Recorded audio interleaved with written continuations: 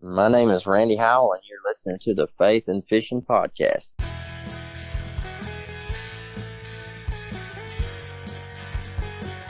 Welcome to the Faith and Fishing Podcast. I'm Cam. And I'm Robert. In every episode, we're bringing you faith stories and fishing memories from some amazing members of the fishing community. So join us as we shed a positive light on all things faith and fishing.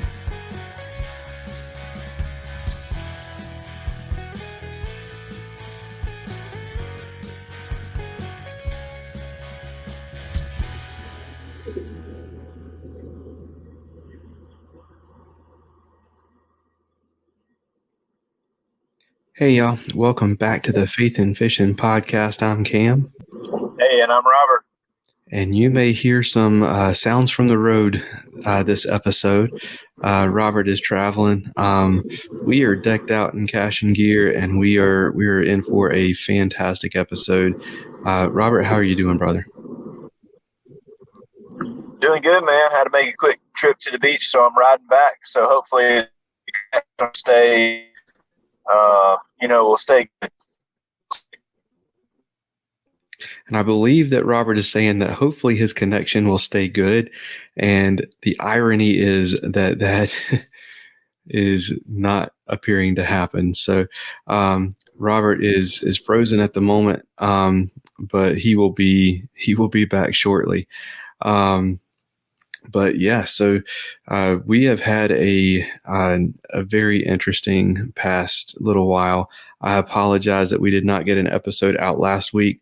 We had this episode was supposed to happen, and family stuff said nuh-uh. And then we had another episode that was supposed to happen, and medical stuff said nuh-uh. And then we had another reschedule of that episode that laziness said nuh-uh. So we apologize, but we're excited to be back. Robert, I'm gonna see if you've got enough signal to answer a question. Did you get any fishing done since our last episode? So I think I went to Cape Fear twice. Did pretty good the first time. Last time it was really nice scenery, and that was about it. So got a tournament coming up this weekend, so hopefully we'll be able to find some fish this weekend. So we'll see. Fingers crossed. Absolutely. It looks like an awesome fishery. I will not be able to do that. I will be traveling. Speaking of which, either Robert is going to have to put something together for next episode, or there will not be an episode next week. So y'all bear with us. But yeah, I did get to do a little bit of fishing Sunday night. I went out at sunset and caught a couple. The first bite I had, it was a fish that was so small it couldn't get the chatterbait into its mouth enough, or Mr. B bladed jig, I should say. It couldn't get it into its mouth enough to get the hook. It was such a little fish. So it jumped and threw the bait, and then I caught one little tiny dink on a shaky head, and then on my last cast, right next to the boat ramp, I laid into a much bigger fish, and at first I thought it was a catfish because it was the way it was nosing down onto the bait. Its tail was hitting the line, and it felt like a catfish. Whenever a catfish gets wrapped up in the line, that's what it felt like. But it ended up being a nice largemouth, just over 6 pounds.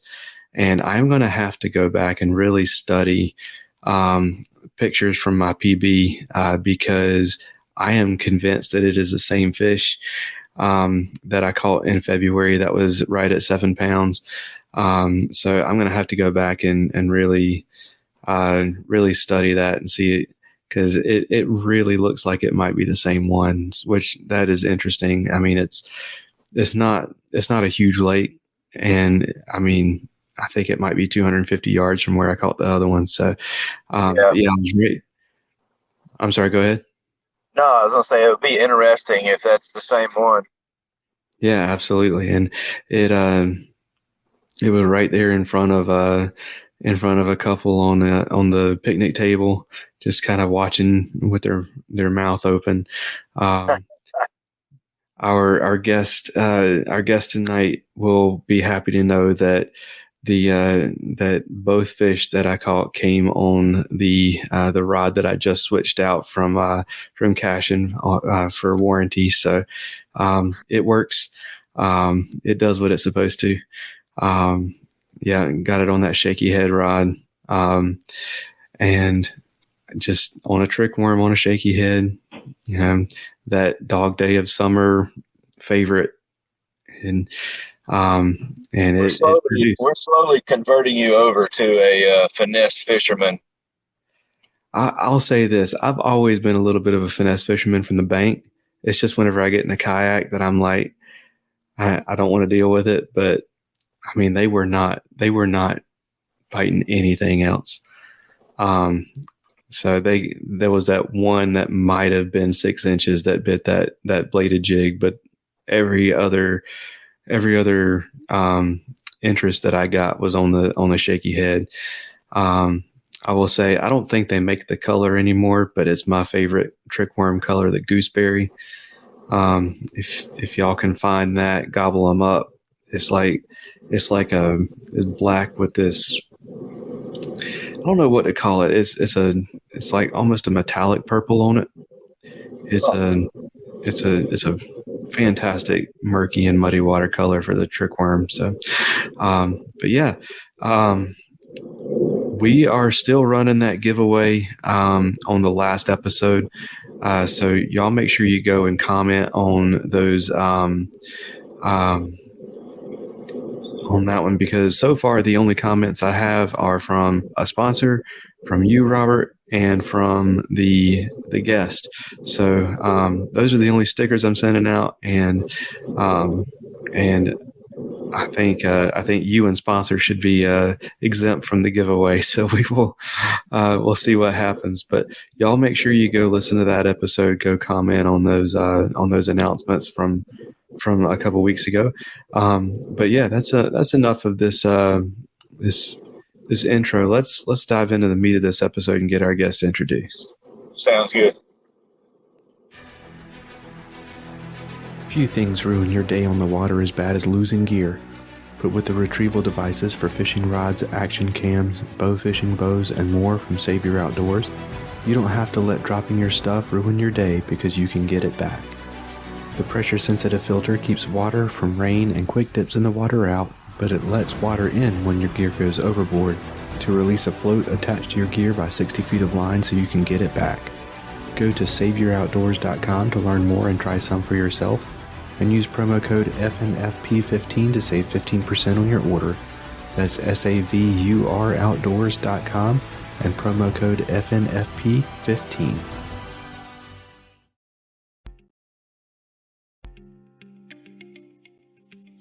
A huge selection and crazy fast shipping is already enough to turn heads as an online tackle shop, but Omnia Fishing sets themselves apart with their ambassador program. With Omnia, you can send in fishing reports for your local lakes that recommend baits, structure, tactics, and gear. And when another angler takes your advice and purchases something from your report, you get credit for it to spend at Omnia. The best part means that with Omnia Fishing, you can shop by lake and purchase baits and gear that are proven to work where you're fishing.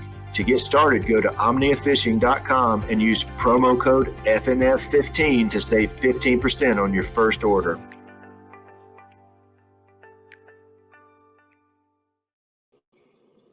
All right, so this episode, we are going to be joined by the marketing lead from Cashion Rods.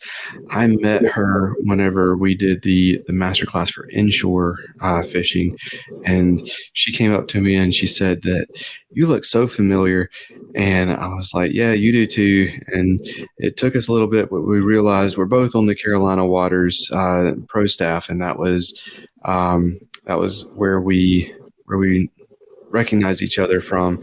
And I think this is the first time that we have had a spouse of a former guest on. So that is also pretty exciting. So we are welcoming Chelsea Shandrick, and I should have asked, do you prefer Chelsea Shandrick or Chelsea Wolf Shandrick? No, Chelsea Shandrick is fine. Okay. So Chelsea, welcome to the show. Thank you. And I don't know if she is trying to say more. She froze up on us. We are experiencing all kinds of fun technical difficulties tonight, so y'all bear with us. But yeah, so one of the at this time the best performing episode of this season so far was with Chelsea's husband, Pete Shandrick. He had a phenomenal story, and really what I always forget to tell guests is what really makes a difference as to how good your episode performs is how much you promote it. And he did a phenomenal job of promoting it, and so did you, Chelsea. So we thank you for that. But Absolutely. to get us started, kind of introduce yourself to our listeners and tell us who Chelsea Shandrick is. Sure. My name is Chelsea. Was born and raised in southwestern Pennsylvania, where I grew up fishing small streams in the backwoods with my dad and sister. Recently moved to North Carolina about 4 years ago. My husband's company brought us down to North Carolina, and I followed. And here is where I started to get familiar with Cashion rods as a customer. And then I started working for them. And so my passion became a career. Absolutely. Sorry, I had to be quicker on the mute button there, and I was not. Yeah. So you are the marketing lead at Cashion. Kind of tell us what that involves, and how did you go from being the office administrator to marketing lead? How did that happen? Yeah. So funny story. I mean, when I started with Cashion, I was the office manager. And that meant wearing a lot of different hats. And one of those hats included helping out with marketing. So time had passed, and I accepted the role of the marketing lead, where I help with running Facebook, Instagram, YouTube, TikTok, like all the social media channels, helping with the advertising, Google Ads, Google My Business, and basic outreach. And I still help with a little bit of everything else, but it's more marketing focused now. I also help with the event planning, which is one thing that I guess we're going to talk about during our time together. Absolutely. And we can go ahead and dive right into that. I know Robert went to the last kayak fishing masterclass that y'all had.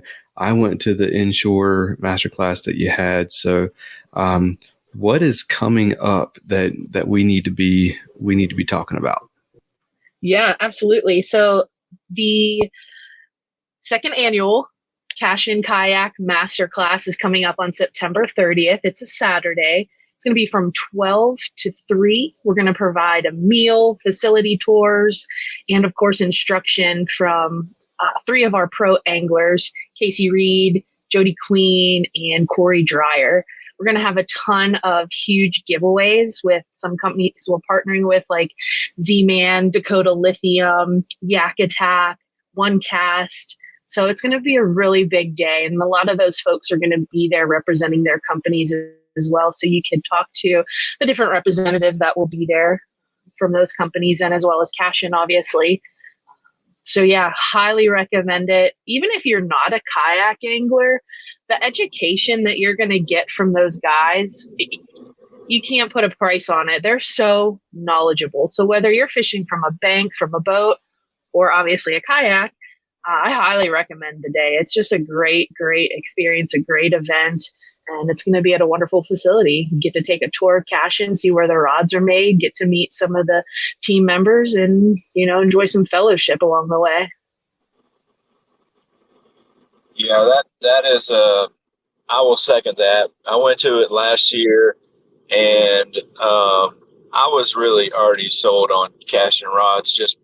I just like the way that they feel. I like that it's a local company. But then after doing the tour and seeing really the employees and Cashion owners interact with each other, and just seeing the vibe and Cashion rods even more. Um, and not to mention that they are dropping that you won't find anywhere else. All three of those guys are very knowledgeable, and to have them in the same place at the same time where you can ask them one-on-one questions is awesome.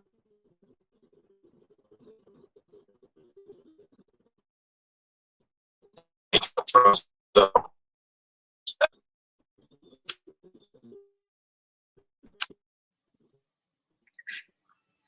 I think you're muted. All right. Yeah. So Robert broke up a lot there, and I was trying my best to let y'all know that he was breaking up a lot, and that really he was just y'all have heard his take on that before, but he was breaking up, and I was muted because we've got we've got World War a toddler sleep happening the past 2 weeks, and it has been a struggle and a half, but we are trying to make it through it. But yeah, and I will say, I'm going to piggyback on what little we could understand of Robert just then. I'm going to piggyback on that and just say, even in terms of, like he said, the information that you get from being able to talk to these guys like Jody Queen and Casey Reed, Corey Dreyer, and pick their brains. But even more so, I would say, like just the being able to take that tour, that factory tour, is I mean, I was absolutely blown away. And I don't know if anybody that's listening is a fan of the first few seasons of The Big Bang Theory.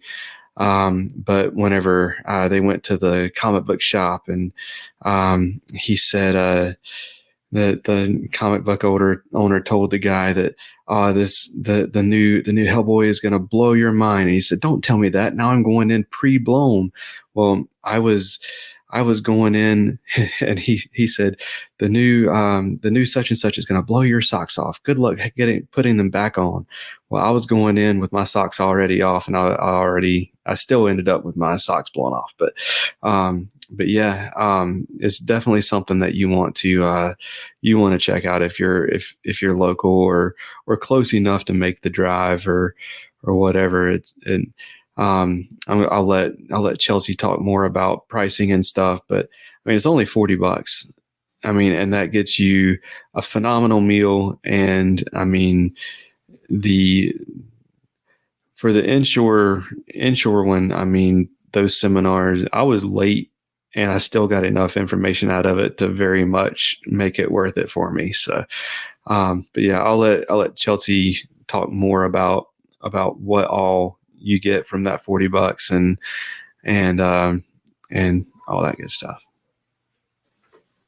Yeah, no doubt. So with that ticket, you just go to cashionrods.com. There's going to be a pop-up that shows up on the webpage as soon as you get there, and you click into the pop-up, and it'll take you right to that info page for the event, for the kayak masterclass. But yeah, you're getting education from those three pros. You're getting a lunch, your facility tour, access to maybe some special showroom sales. Not sure. Maybe drop in some hints.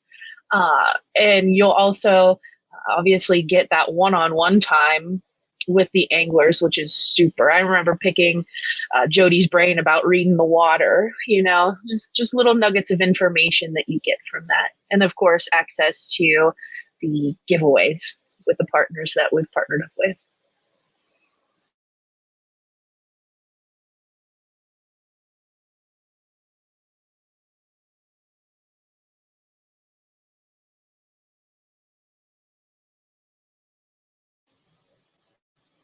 I think you're muted again. I am muted again. Oh man. And I'm sorry, I'm not used to having to mute myself. And are you doing it again where if you buy a rod that gives you an extra entry to the giveaway, like you did at the inshore? Oh no, we might have to do that. I will to say be that, determined. I will say that I ended up, passing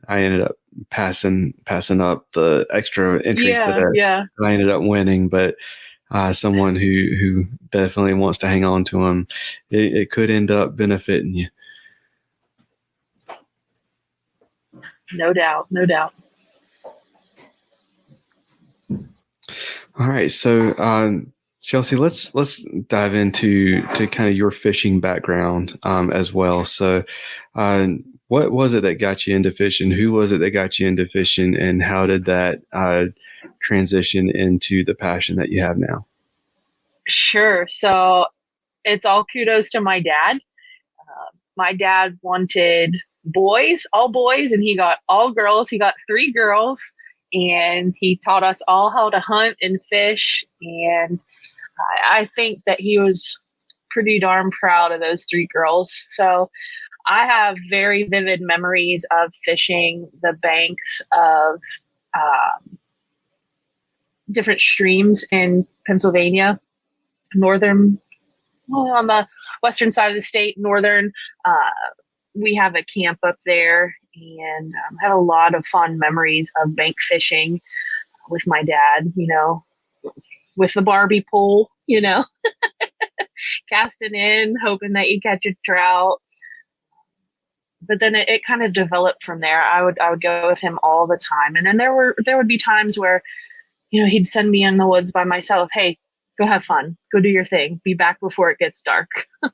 and that just grew my love for the outdoors, learning how to fly fish. And then I never really got into bass fishing until I met Pete. Every day when I would come home from work, he'd come home from work. We have a little lake behind our home in Pennsylvania, and we would get in the rowboat and go fishing. And he taught me how to bass fish, and he was the one who taught me how to throw my first bait caster. I was really just intrigued by it. I was never interested in bass fishing growing up because I was just so focused on trout fishing and stream fishing.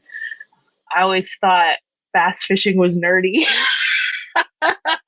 I always noticed the guys go into the lake with, their huge bag of soft plastics and all this stuff and their multiple rods. And I just did not understand it. And there I was with my little ultralight trout rod and some worms and a rooster tail. So I just didn't understand it. But it's funny. I always thought it was nerdy, but here I am. It has quickly become my favorite type of fishing. I think the fact that it's nerdy is why I like it so much, actually. It fits me. Love it. Yeah. So you grow up with the ultralight. You end up meeting Pete, and he gets you into bass fishing. What was it that got you started out of a kayak? Honestly, we have our boat together, but I wanted to be independent, and I wanted to get into places that we couldn't necessarily get from the boat. So that kind of grew my interest in the whole kayak angling side of things. So everything I do, I researched and I read and I watched YouTube videos and just completely flooded my brain with all things kayak fishing. For probably the first 2 years I was down here, did a lot of research and thought, you know what, I'm going to do it. So I saved up and got myself the Hobie PA14. And I've just signed up to be in my first online tournament to get my feet wet and kind of figure it out, because it is a lot different than tournament fishing from a boat. So getting used to that. And hoping to get some more tips and tricks from the master class selfishly. Absolutely. I mean, there are not many, there are not many guys out there that you could learn more from in terms of kayak fishing than those three. No kidding. I mean, those guys are some of the best in the business for sure. So sorry, I have been completely thrown off my game because of Henry's tantrum, but and you would think I would be used to it, and maybe I would be more used to it if I had, a much more balanced work to sleep ratio in the past 36 hours, or even 24 hours, but even then, maybe not. But anyways, let's dive into the faith side of things as well. So kind of give us an idea of what it is that you believe in and how you came to believe that. What's your faith story? Okay, excellent. So, I mean, as a child, I grew up in the Catholic Church. My mom took me every Sunday, and that's where I got my roots. And then at the age of 11, I remember asking my mom, Mom, why don't we read more from the Bible? Is there a place where we could go that I could read the Bible more? And she explained to me that my aunt and uncle and my cousins go to a church where they study from the Bible, and they have Wednesday night prayer meetings and Bible studies, etc. And she explained it was a Baptist church. And I said, well, can I go there? She said, absolutely. So I started going to a Baptist church with my aunt, uncle, and cousins, and absolutely loved it. Loved reading from the Word and learning about Jesus and salvation and obedience. I took a profession of faith and got baptized. Obviously, when you're in a Catholic faith, you're baptized as a baby. They believe that baptism is the forgiveness of sins at an infant's age. But as I grew up and I learned the true meaning behind baptism, I took that dedication of faith and got baptized when I started in with the Baptist church. And I mean, the rest is history. I believe in God. I believe that He sent His Son for our salvation and our forgiveness of sins. And Awesome. I love having people on who grew up in it, as well as the people who did not, and just kind of get an idea of how those different stories differ, because I was one who grew up completely immersed in it as well. My grandpa was a Methodist pastor, and my mom and dad were very involved in the church, and we spent more time during the summertime. We spent more time at the church than I did at the house most weeks. And then like I love like hearing the people who grew up like that, and what kind of differences there are in the story. And one of the things I love about it is how they all end up in the same place. And so that's awesome to me. So yeah, we have a couple questions that we always ask every guest. And so I wanted to make sure we ask that to you as well. What fishing story or memory means the most to you? well, I have so many that mean a lot to me. I'll say, can I do my top three? Sure. Go for the top three. Okay, my top three. So number three would be catching my first bass with Pete on the lake behind our house in Pennsylvania. Well, I shouldn't say first bass, but first large, bigger than average bass out of the lake. I thought I was hung up on a log, and I remember setting the hook on the looking over at him saying, I think I'm snagged, I'm hooked up on a log. And he saw the rod tip move and he knew it was it wasn't hung up. And that's when I reeled in my first bigger than average bass. So that was number three. Number two And how would big be was that one? it was probably only Pete. How big would you say it was? Like 3 pounds, if that. It was like 3 pounds. But it was big for that lake and I was super proud of it. And I was just glad that I didn't catch a tree. And then my second memory would be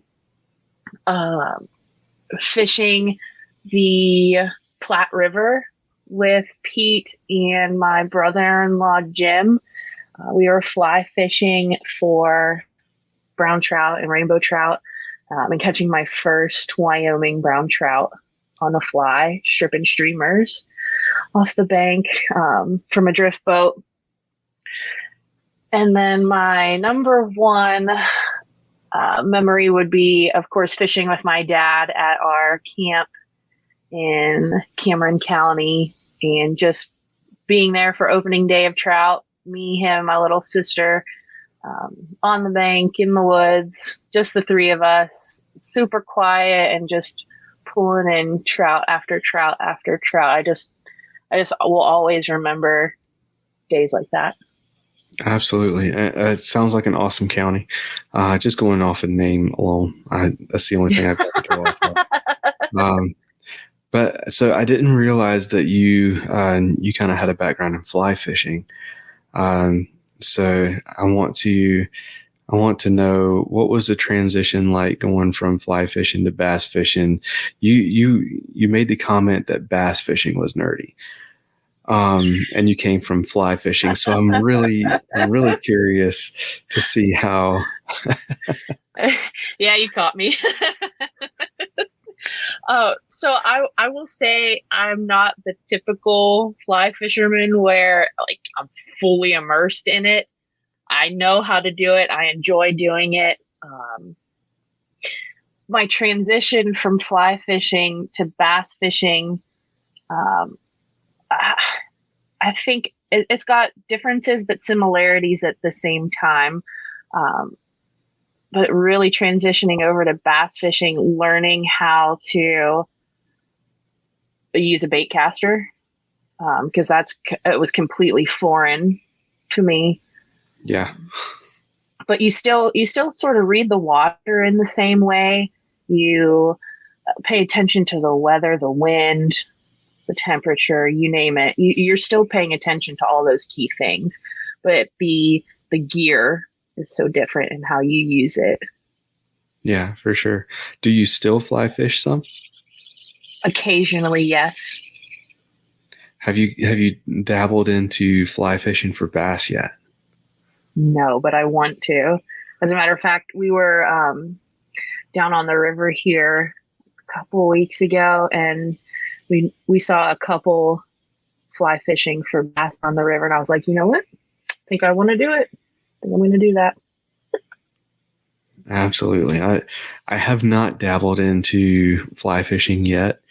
I read a lot about fly fishing because I have found that bass fishermen and other fishermen tend not to write a lot, but fly fishermen do. So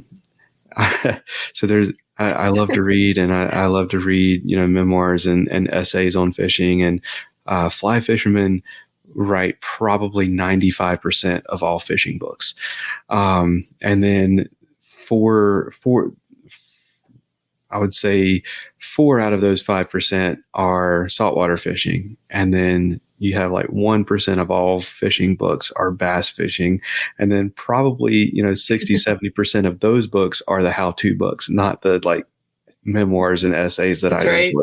So You work in a bookstore, don't you? I used to, yeah. Okay. Before I got nabbed by the property that the bookstore is on.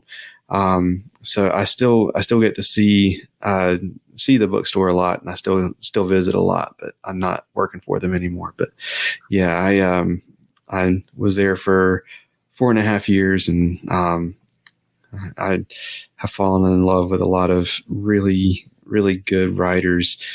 And like I said, so many of them are fly fishermen. And I will say some of them, like Thomas McGuane, he is a phenomenal writer, but I can't stand reading him because it's so pretentious. I was just going to say he's probably a little pretentious. I mean,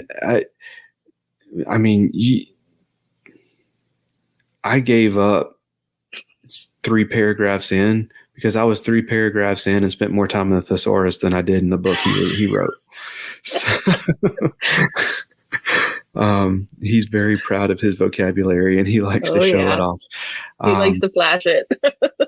But yeah, I was just wondering about that because I do know a little bit about fly fishing just because it's the majority of what I get to read, but it's still something I haven't dabbled in it yet because it's kind of like opening Pandora's box. I know if I don't need anything else that I'm going to spend a lot of money on. And I don't need another obsession that I don't have time for. Right. So, definitely something that I want to try at some point, but I'm nervous about, like I said, opening Pandora's box and the same reason that I'm nervous about trying pedal drive kayaks. I don't have a way to get it from point A to point B, so I don't want to try it because I don't want to fall in love with it. So I make everybody believe that it's really just like I'm too uppity to try anything other than paddling. You definitely have to try out fly fishing, even if you don't go crazy with it. You at least have to try it. To me, I feel most grounded and closer with God when I am on the water, in the water, fly fishing. It's so relaxing. It's just, you have to try it. I can't explain it. Yeah. And I really want to try it saltwater fishing. I've read so much about tarpon on the fly that I'm just like, I know that I probably don't have it in me to do it, but man, I want to. I'm not going to land the fish. I just want to feel what it feels like for just the second bit before it gets off. Yeah, I mean, a goal of mine is to practice up with my casting, get really good at casting, and go chase after false albacore on fly. I think that would be so fun. So much fun. That would be so fun. Robert, I have monopolized this interview so far. Did you have anything you wanted to add or ask? Well, I don't know how much of what I said before actually came through. Maybe I'm in a better spot now. Did any of that I was talking about, the master class, come through, or was it all frozen? There was not much that came through. Okay. Well, I'm just going to hit that again before I get to another spot that's really bad. So I went to last year's master class, and if you can get to this, you need to go to it. I was already a huge fan of Cashion rods, but to see the whole facility, to see the way the employees interacted with each other, and Matthew, the owner, it's just a class act all the way around. And you're not going to find 3 better anglers. I don't care if it's from a boat, a kayak, the bank, than the 3 anglers that'll be there. And to be able to get some one-on-one time and ask those guys questions, you're not gonna find anything. So really, that's all I wanted to throw out there before I start freezing back up again. So. And now he's frozen again. I absolutely 100% agree with that. But yeah, so Chelsea, the second question that we always ask every single guest, whenever you're out fishing with somebody, what are you typically talking about? What's your typical conversation like? This might be weird, but my typical conversation when I'm out fishing with someone is silence. I am focused. I am taking everything in, and I'm just trying to clear my mind, because honestly, the only time that my mind stops running in a million different directions is when I'm on the water. So my conversations are very limited. Unless I'm with someone who needs a little bit of hyping up, then I will be there to boost your spirits and get you going. Good to know. I'll be the first to tell you I'm not a hype guy. If you need a hype guy, I'm not that guy for you. But I am also someone who I am very introverted, and I tend to be more quiet. I mean, you get me started and I'll start going like I just did on fly fishing books out of nowhere. But at the same time, like I used to, like, growing up, my dad used to introduce me to people, say, "This is my son Cameron. He doesn't talk to people." So I now look at you. You have a podcast. Yeah. I mean, I don't mind talking to people. I struggle with the small talk most of the time. You get me talking about a specific subject, and I can typically go for a while, but it's the small talk and getting from like introduction to getting to somewhere where we have enough in common to actually talk. That's the part I struggle with. But the relationships that I do build end up being really, really good relationships. But yeah, so let's go ahead. Let's thank a couple ads, or thank a couple sponsors, and then we are going to dive into what's your favorite that we do with every guest. So it's self-explanatory. Awesome. We'll ask you your favorite in a few different categories, and we'll get that started right after this. Okay. Get Outdoors Pedal and Paddle is one of the largest canoe, kayak, and cycling retailers in the Southeast, with a huge selection of kayaks, canoes, bikes, and all the accessories needed to experience paddling and cycling comfortably and safely. Get Outdoors helps to expand and educate the paddling community through their free demos held on local lakes in the Greensboro, North Carolina area, and through in-store clinics and on-the-water courses and demos. And we'll even get your new boat rigged up for kayak fishing for you. Stop by the shop in Greensboro, North Carolina, or check out shopgetoutdoors.com to be wowed by their selection.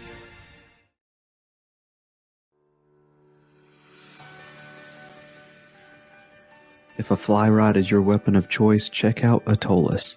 Their Fly Caddy is the most convenient way to get your favorite flies to the water, or just keep them handy by clipping it to your hat, truck visor, backpack, rod case, or just whatever. You can also bundle it up with flies from independent fly tires that Atollas has teamed up with through their Fly Light project. Choose from bundles specializing in redfish, carp, saltwater, or freshwater. Head over to atollas.co, that's ATOLLAS.co, to get your Fly Caddy today and use promo code faithnfish15 to save 15% on your order. That's faith the letter N, fish the number 15 at checkout for 15% off.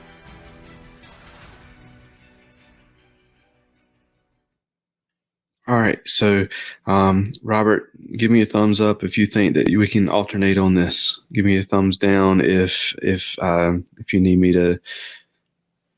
All right, so Robert will chime in as he can, but I will be asking the questions. So, Chelsea, let's start out with, what is your favorite scripture? Okay, favorite scripture. It's always hard to narrow it down, something like that. But I always think about Matthew 6:26. Look at the birds of the air. They neither sow nor reap nor gather into barns, and yet your heavenly Father feeds them. Are you not more valuable than they? the reason I love that so much and that I think about it often is I worry. I'm a worrier. And this verse keeps me grounded, and it reminds me, like, all right, if he takes care of the birds in the sky, he's going to take care of me, a child of God. And I like using that verse to send that message to a friend or family member who might be in a similar boat or situation where they're worrying or distracted by something. It's out of our control, and as it should be. Don't worry. He takes care of the birds in the air. He'll take care of you and I. Absolutely. That is awesome. And what about your favorite story from the Bible? Is there one of those that's your favorite? I like David and Goliath, but the one that really resonates with me would be Matthew 18, the lost sheep, the parable of the lost sheep. And the reason why that one is probably my favorite is because it applies to everyone, no matter where you are in your faith journey. If you grew up immersed, like you and I, immersed in faith, immersed in the church, and you've fallen away from your faith, or if you're just coming into your faith, it doesn't matter where you are. Each and every one of us are so important to Jesus that he will go up to the mountains. He will chase us down. When we are lost, he will come and he will find us. He will leave the 99 to seek the one, and the rejoicing that happens over that one. It's really moving. And it's a reminder that no matter what, he's going to come find you, and, he'll do it for you. And like, what if one of his avenues that God brings his people back to him that have gone astray, what if he's using you? What if he's using me as one of those avenues to reach that one? There's just a lot to unpack there, and I love that story, leaving the 99 to seek the one. Absolutely. All right. What is your favorite fish to catch? Probably a smallmouth bass. Smallmouth bass. Yes. One day I'm going to catch one and I'll see what the hype is all about. Oh my gosh. You have to. They It's fight not for like lack crazy. of trying. It's super fun. All right. So, smallmouth bass. What is your favorite fish to fish for? So, your favorite to target? Probably largemouth, just because I learn something new every time I go to do it. It's always different, ever changing, always learning something new. For sure. All right. And so, your favorite fish to eat? Walleye.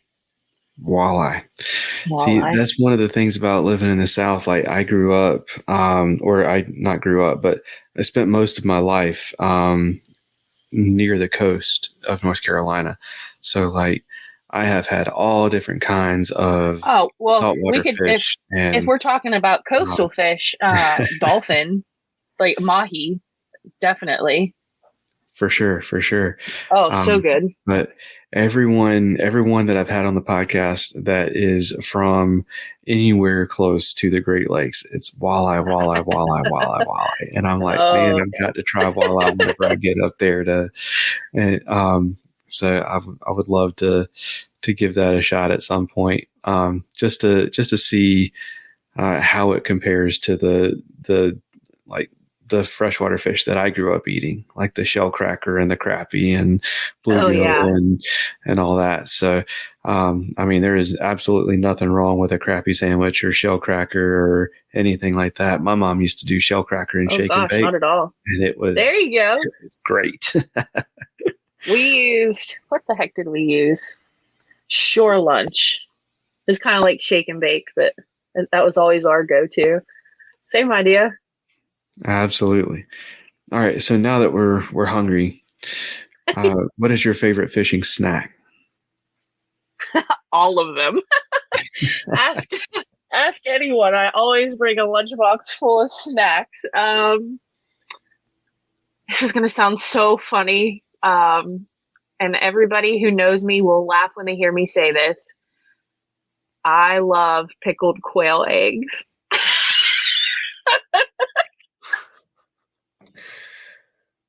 Pickled quail That's probably eggs. my favorite boat snack. Okay, I have so many questions. And I'm trying to figure out where I want to start with these questions.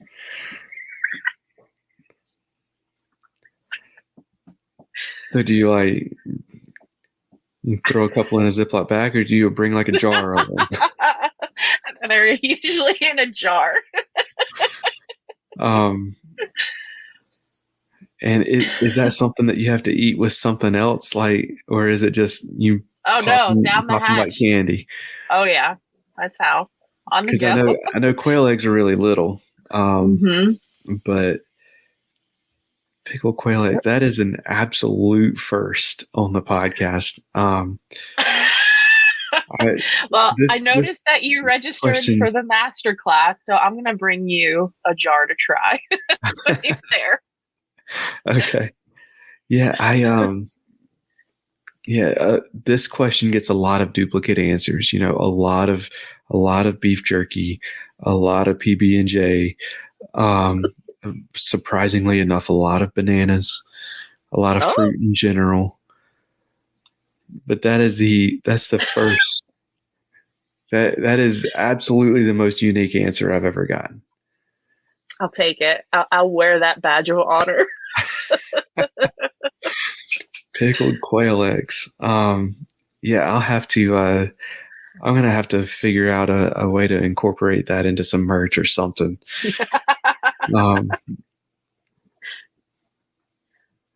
Yeah. Yeah, you don't want to miss that opportunity. All right, that I've got to kind of regroup here and figure out where I'm at. All right. So I don't need GPS coordinates or secret spots, but what's your favorite body of water to fish?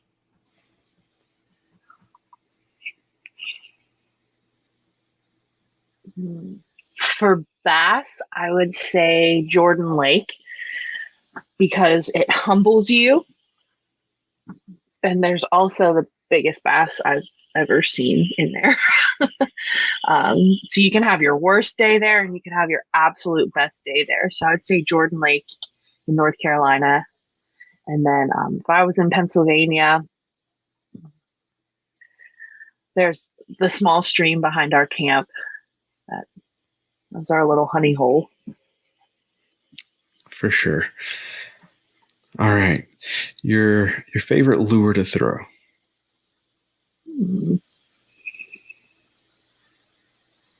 Moving bait, I would say a spinner bait. And willow or Colorado? I like a willow.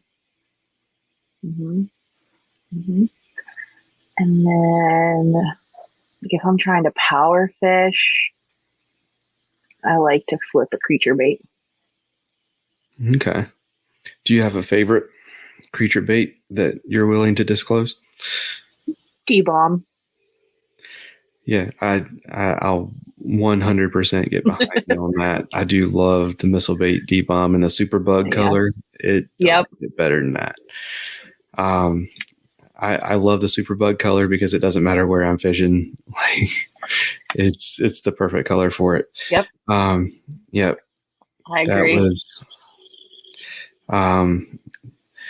That was the first creature bait that I really, really, really got confidence in.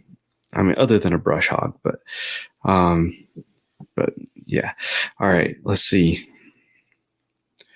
I think we are at last but not least, your favorite time of year to throw, or your favorite time of year to fish. I love fall fishing. I'm not built for the hot weather. Same. I was wearing my Carolina Waters hooded performance shirt Sunday, and I got whenever on the groups that I posted in, I got a lot of, is it cold there or something? I was like, whenever I got on the water, the air temperature was 99 and the water temperature was 93. No, it is not cold. Definitely not. Yeah, I always joke that God designed me for Siberia and I slipped out of his fingers in eastern North Carolina. But yeah, it's the struggle is real in the summertime. So in the fall, what is it about the fall other than the weather that makes it your favorite? Because I mean, I hate the weather in the summertime, but I do fish pretty well in the summertime most of the time. So I enjoy fishing in the summertime. But what is it about the fall that makes it your favorite? Other than the weather, I just like the way that the lake, well, I'm just going to say Jordan Lake. I just like the way that Jordan Lake fishes that time of year. Absolutely. Did you say you prefer to fish in the summertime? I fish year round. Summer is, I've fallen in love with summertime here lately because it tends to, on small lakes, I should say. Mm-hmm. I like fishing in summertime on small lakes. On bigger lakes, I do like the fall because the bass do push up shallow, and I'm a shallow water fisherman. I like to go up into the creeks and stuff. But in creeks and small lakes, I love the summertime because it cranking and dragging a worm, and that's not my strong suit. Like I can't. I need to get better at deeper water, offshore spots, throwing more crankbaits, slowing down. Man, I love to fish brush up shallow and spinner baits on, fallen trees. Right. And also, just because of the way my life is right now, I fish a lot at sunset during the summertime, and I can't do that any other time of year. You get that extra time in the summer. So that's another reason that I enjoy the summertime, is because that's the time that I get to spend the most time on the water, and ergo, that's the time I'm most proficient. So it's all about time on the water. That's what it boils back down to, no matter what kind of fishing you're doing. But we're getting ready to start wrapping up. If you wouldn't mind, let us know what is coming up next for Chelsea. Anything that you can tell us about what's coming up next for Cashion. Give us the lowdown. All right. So what's coming down the pipe for Cashion? Keep an eye out late fall for our Salt Finesse release of the Icon series. There's going to be a spinning and a casting for that. We ramped it up for iCast. We're in the production stages, so keep your eyes peeled for that. Obviously, the Kayak Masterclass in September, and then December we're going to be doing a customer appreciation day. That's going to be December 2nd coming up for Cashion. Big community event. So if you're not following us on all of our social media channels, follow us at Cashion Rods, and we'll spread the news that way. For me, I don't know, whatever God puts in front of me. For sure. And let everybody know where, if they want to follow you, if they want to follow Cashion, plug socials, YouTube, website, all of that good stuff. I will tell you, my social media channel is very boring because I spend 99% of my time on Cashion's. But you can, I even have to look up what my name is. C_Woofy on Instagram, and Chelsea Woofy Shandrick on Facebook. And then obviously for Cashion, at Cashion Rods. Definitely give us a follow. Absolutely. And I wanted to give you an opportunity to plug any sponsors, supporters, anyone you want to give a shout out to or say thank you to. The floor is yours. Sure. Well, I want to thank you guys, of course. And when Robert comes back, please thank him on my behalf as well. Huge supporter of missile baits, huge supporter of One Cast Fishing and the One Cast podcast. Obviously, Cashion rods, and maybe I'll work with some other companies in the future. So that's what we got for now. Awesome.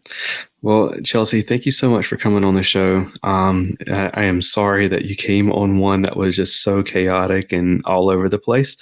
But that's how I like it. I'm used to that. We have enjoyed having you on for sure. It's been a joy. Thank you for having me. If finesse fishing is your comfort zone, something you want to learn better this year, or just something you like to tie on as a Hail Mary pass, Jade's Jigs has everything you need and more, and it's all eco-friendly and lead-free. With an awesome selection of baits and colors, they've got a variety of techniques covered for you. Finesse jigs, underspins, Nico weights, Ned rigs, and more are all waiting for you at jadesjigs.com. And while you're there, use promo code FNF10 for 10% off your purchase. That's jadesjigs.com and promo code FNF10 for 10% off. Mr. B Lure Company is making high-quality handcrafted lures and has been for 30 years, right here in the U.S. Using all-metal components, Owner and Gamakatsu hooks, and silicone or frog hair skirts, Mr. B is pumping out some awesome spinner baits, jigs, buzz baits, underspins, and more, including some of the most unique bladed jigs on the market. To fill up your tackle box, go to MrBLureCompany.com, that's MRBLureCompany.com, and use promo code faithnfishnpod1x10 at checkout to save 10% on your first order. That's faith the letter N, fish the letter N, P-O-D, so Faith and Fishing Pod, just like our Instagram handle, 1x10.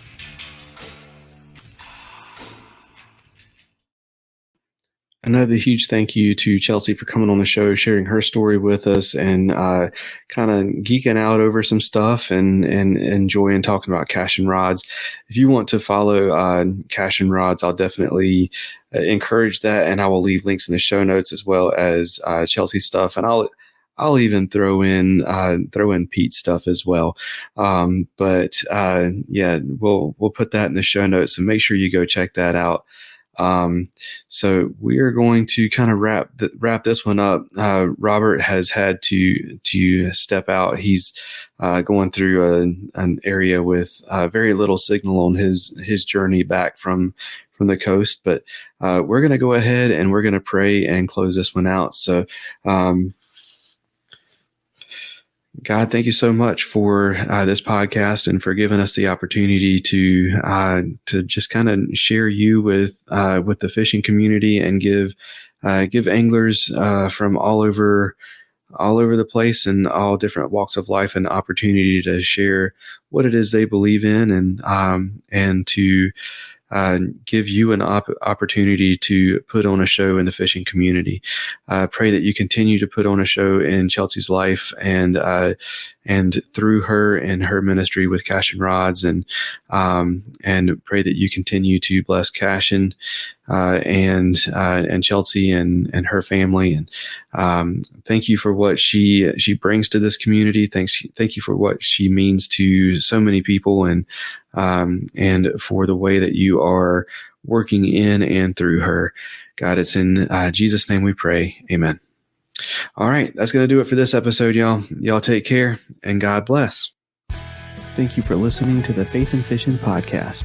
Faith and Fishing is produced and hosted by Cam Steele and Robert Randolph, and is sponsored by Savior Outdoors, Jay's Jigs, Get Outdoors Pedal and Paddle, Mr. B Lure Company, Atollas, and Omnia Fishing. Don't forget to join the Facebook community, follow us on Instagram, and subscribe, rate, and review us on whatever app you're listening on. That's going to do it for this episode. Y'all take care, and God bless.